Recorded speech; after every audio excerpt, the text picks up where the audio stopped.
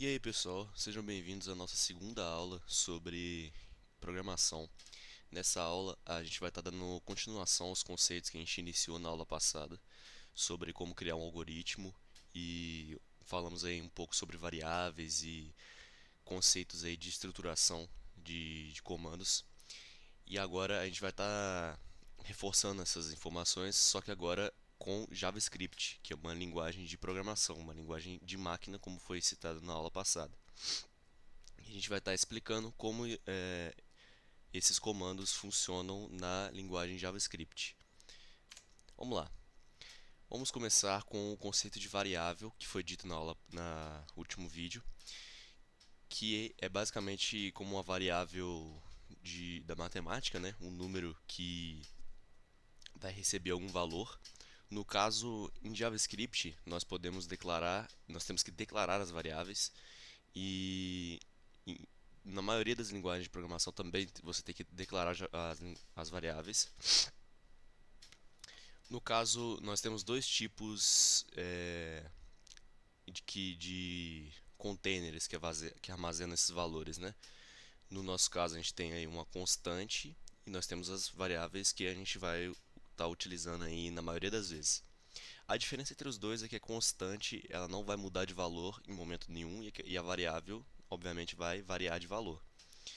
Observa que para nós declararmos uma variável, uma constante, nós escrevemos a seguinte sintaxe. A gente tem o nosso comando, né, que vai declarar const para as constantes e var e let para as variáveis, var ou let, né? É preferível a gente utilizar o let porque o var tem alguns probleminhas, mas nós escrevemos aí o comando, então, por exemplo, let, aí nós temos o nome da variável, né? No caso, tem essa variável aqui que é ano, tem essa variável aqui que é nome, igual e o valor que ela vai receber. No nosso caso, na programação, nós vamos ler esse igual como recebe, ou seja, variável nome recebe o valor que está aqui. Então, isso aí a gente vai estar padronizando que o igual na programação vai ser o recebe. Existe ainda um igual que significa igual, mas ele vai ser escrito de outra maneira, vocês vão ver daqui a pouco. Vamos lá. Aí nós temos aí uns tipos de declarações, né?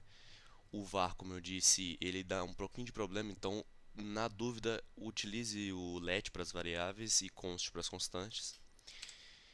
E nós temos também alguns tipos de dados que o computador ele vai entender. Os tipos principais aí vão ser string, que é texto, que vai ser sempre escrito entre aspas ou essa aspa simples aqui, né? Nós temos também number, que é sempre que um número é só você escrever o número normalmente. E nós temos também boolean. Boolean é um valor binário, um valor que é ou verdadeiro ou falso. No caso, a gente escreve false para falso e true para verdadeiro. Observe que se você escrever, por exemplo, 16 e colocar ele entre aspas, ele é considerado uma string, um texto. E a gente pode ver depois, futuramente, que isso vai causar alguns problemas. Então tem que ter bastante atenção sobre o tipo de dado que você vai estar utilizando. Como eu disse, o igual é uma atribuição, por isso nós lemos ele como recebe e não como um igual.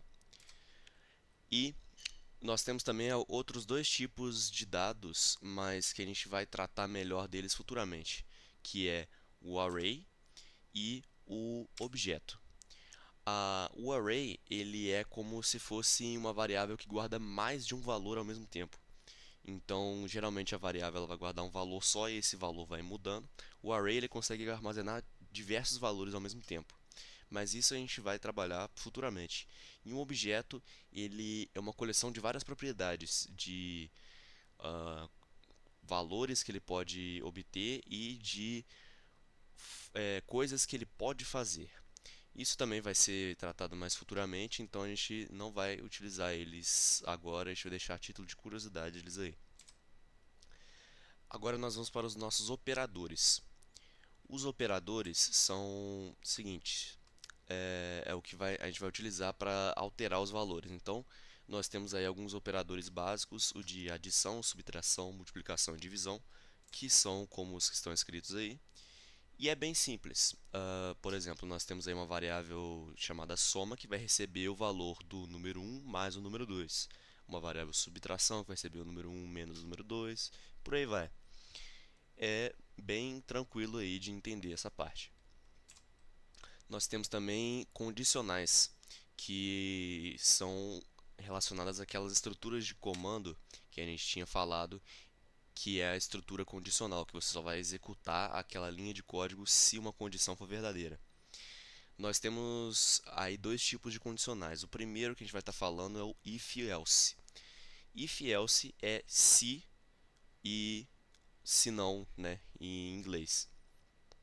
No nosso caso, é, a sintaxe o que a gente vai estar utilizando, que o JavaScript utiliza, é a seguinte: você tem aí if, que é se, aí parênteses, a condição que deve ser realizada, aí você abre uma chave e escreve o comando que você vai estar realizando se isso for verdadeiro. E caso você queira fazer uma outra coisa, quando isso for falso, né, que é um senão, você coloca um else e o que você deseja fazer caso isso aqui não seja verdadeiro. Bem simples também de entender. Então, por exemplo aqui, idade recebe 20. Se idade for maior do que 18, escreva você pode comprar. E se não, escreva você não pode comprar. Então, dependendo aí do valor dessa comparação aqui, você vai cair em um dos dois casos. No caso, vai cair no primeiro, né?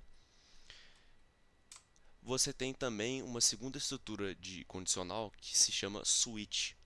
O switch ele é utilizado em casos específicos onde você precisa fazer várias comparações de igualdade. Ou seja, se você tem uma variável aí que vai receber um valor qualquer e você precisa testar se essa variável é igual a diversos valores. Por exemplo, a variável idade, você teria que testar ela se ela é igual a 18 ou igual a 16. E aí você utilizaria o switch.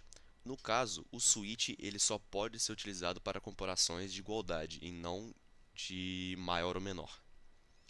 E a estruturação dele é dessa maneira, é um pouco mais complexa. Você tem o comando switch, aí dentro de parênteses a variável na qual você vai testar, né, o dado que você vai testar, abre chaves, caso o valor que você quer testar, o comando que vai ser realizado se esse valor for verdadeiro, e break.